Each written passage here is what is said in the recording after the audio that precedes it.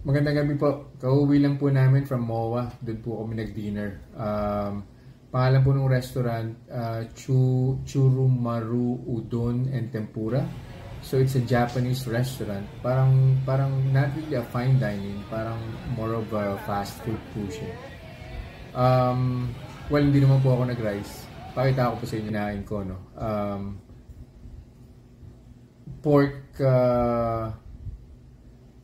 Pork tonkatsu. So yung parang breaded pork chop po 'yun. Tapos meron din pong chicken karaage.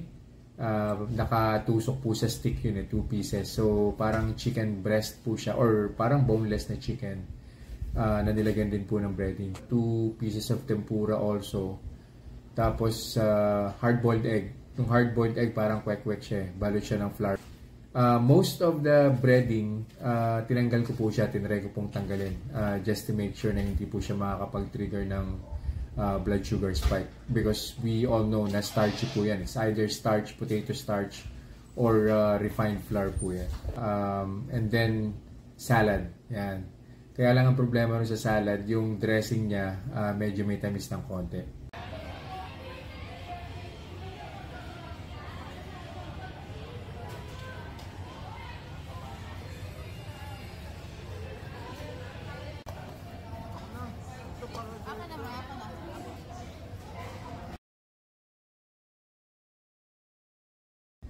So, baseline ko po ron, 94 before I started eating. Of course, alam naman po natin, naka-CGM po ako.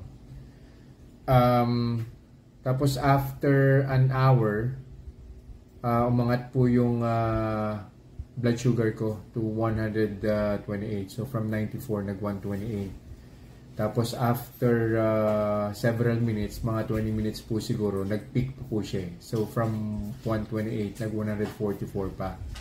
And then finally on the second hour, bumaba na po siya, 135. So, dun po sa 135, no, most probably in the next several minutes, pababa na po yan ang pababa. Hindi na po siya nag-indicate ng arrow up dun po sa app. No? So most likely pababa na po yan.